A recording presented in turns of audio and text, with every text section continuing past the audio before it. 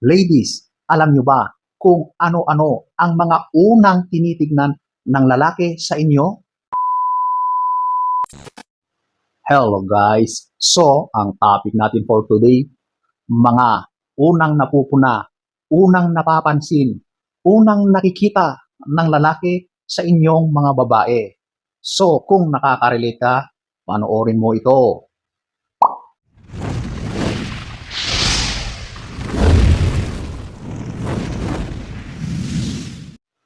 So, diretso na tayo. Number 1, ito yung physical appearance. Dito muna tayo mag-concentrate sa physical appearance kasi ito talaga ang pangunahing nakikita ng mga mata ng mga kalalakihan. Ito yung panlabas na anyo mo, yung nakikita ng mga mata ng lalaki. So, isa-isahin natin yan sa physical appearance na yan. Okay? So, under sa physical appearance, ang mukha ng babae. Yan naman talaga ang panlaban ng mga babae, yung mukha. Siyempre, ang lalaki, ang una-una talagang nakikita niyan, yung mukha mo. Kahit nakita na niya yung likuran mo, tagiliran mo, kung hindi pa niya nakikita yung mukha mo, pipilitin niyang tignan kung ano ba ang kanyang masasaksihan. Okay? So, talagang mukha ang pinakaunang titignan ng lalaki sa inyong mga kababaihan. At kung nagustuhan niya yan, siyempre alam mo na ang mga susunod na gagawin ng lalaki. Okay? At ito pa, ang isa, yung kanyang dibdib. So isa yan sa talagang agaw pansin sa mga kalalakihan, yung dalawang nakaumbok dito sa hinaharap ng babae. So ladies, whether you like it or not, talagang ang mga mata ng mga lalaki ay talagang malikot yan. Talagang naghahanap ng makikita. At isa yan sa talagang sinasadya ng mga mata ng mga kalalakihan na tinitignan sa inyo. Kung ikaw ay biniyayaan ng talagang masagana, malusog na hinaharap, naku, sigurado na talagang ikaw ay agaw pansin sa mga kalalakihan. So ladies, alam nyo na, dibdib. Ito pa, sa physical appearance, ito, ang iyong likuran.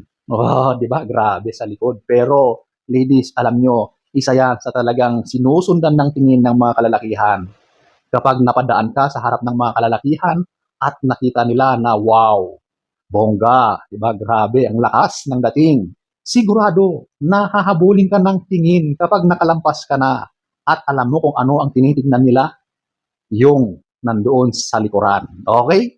Kaya kapag nakita nila at talaga namang nagustuhan ng kanilang mga mata yung nasa iyong likuran, ay nako, siguradong isa yan sa mag-uudyok sa kanila na talaga namang hindi nila palalampasin ang mga pagkakataon na yan na makilala ka. Okay? So, ayan, yung mukha, yung dibdib, at sa bandang likuran, at ito pa, yung kabuuan mo or yung buong katawan. Okay? So, makikita ng lalaki, malayo ka pa lang, nalalaman na nila ang hugis, ang korte ng iyong katawan. Di ba? Malayo ka pa lang ay talagang nalalaman na nila or natatantya na nila kung magugustuhan ba nila or hindi. Di ba? Kasi kapag nakita na nila na, uy, mukhang okay to di ba? Real talk lang tayo dito, ladies. Okay? Sinasabi ko, yung mga pinag-uusapan ng mga kalalakihan about sa inyo kapag sila ay nagkukumpulan. Kapag nakita kayo na malayo pa lang, talagang ano na yan, hinuhusgahan ka na nila. Ganon ang mga kalalakihan. Minsan, nagpupustahan pa ang mga yan. Pinag-uusapan nila kung maganda ba yung parating, sexy. Mga ganong usapan ng mga kalalakihan, di ba? Tapos habang palapit ka na ng palapit, medyo nananahimik na yan. Hanggang sa pag lumapit ka na sa harap nila, ang mga mata na lang nila ang talagang sunod ng sunod sa iyo, okay? Tapos kapag nakalampas ka na ulit, tsaka sila mag-iingay. Ganyan yung mga kalalakihan, yung mga boys, okay?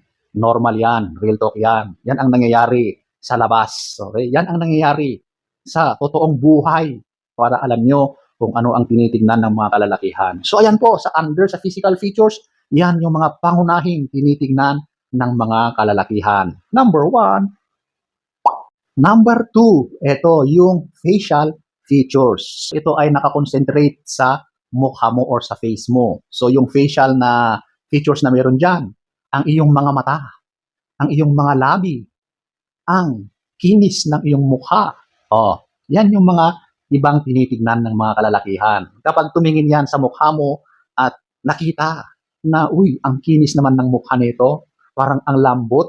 Oh, hindi ko sinasabi na maputi. Ang sinasabi ko is makinis. So, hindi kailangan na yan ay maputi, kayo manggi, itim. Ang ibig sabihin ay makinis. Makinis, malinis, malambot, tignan. Oh, ganon ang tinitignan ng kalalakihan. At yung mga mata mo, di ba? Yung mga ngiti mo at yung labi mo.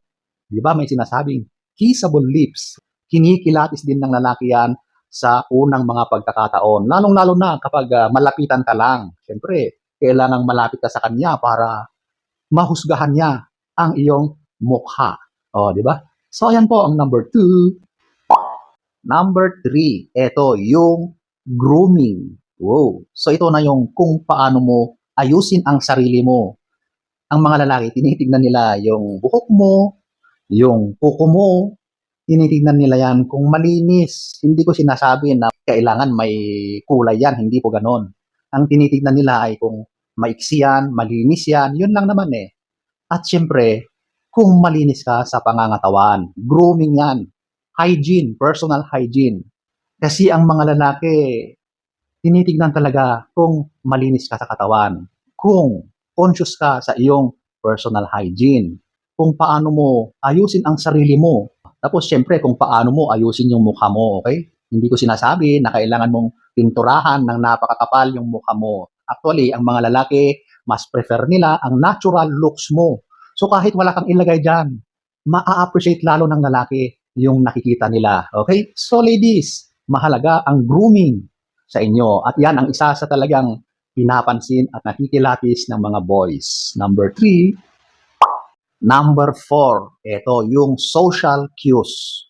So, ito na yung mga ngiti mo. Kung ikaw ba ay palangiti. Kung ikaw ba ay approachable.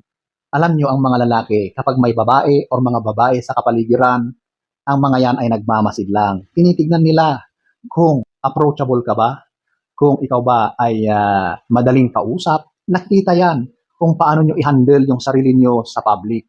So kapag napansin ng lalaki na hindi ka naman masungit, nakangiti ka, at ramdam ng lalaki na mukhang madaling kausapin ito. Kapag nararamdaman ng lalaki na kaya niyang makipag-usap sa iyo, na hindi siya mapapahiya. Di ba ang lalaki kasi nagiging cautious din yan. Hindi yan basta-basta lumalapit o nakikipag-usap sa babae ng ganun-ganun na lang. Yan ay nagmamatiyag muna. Pinapakiramdaman niya kung okay na bang lumapit, okay na bang makipag-usap. So tinitignan muna niya kung ikaw ba ay approachable.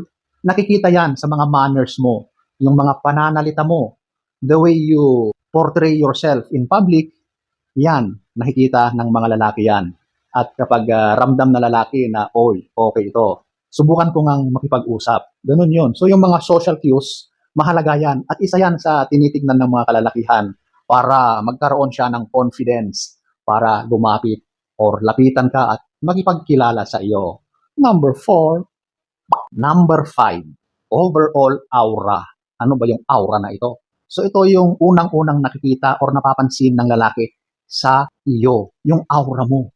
Kung ikaw ay mukhang galit, kung ikaw ay mukhang masungit, yung parang ang hirap mong i-approach, parang kapag lapitan ka nila ay parang sisigaw ka or galit ka na makipag-usap, yan yung mga aura. At meron tayong tinatawag na positive at negative aura.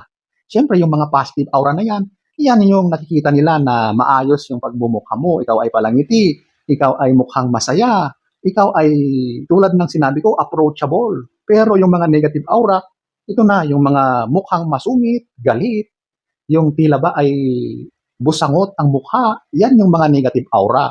O kaya, ang lakas ng pananalita mo, yung tila ba ay parang galit ka kung magsalita, nako, yan yung mga negative aura. Doon pa lang, nakikipagmarites ka na, hindi yan gusto ng lalaki. At isa yan sa tinitignan ng mga kalalakihan, yung aura or yung overall aura mo bilang babae. Number 5. So, ayan po ang ilan sa mga unang-unang napapansin ng lalaki sa inyo. So, sana ay nagustuhan nyo ang ating topic for today. Next story time. Don't forget, subscribe.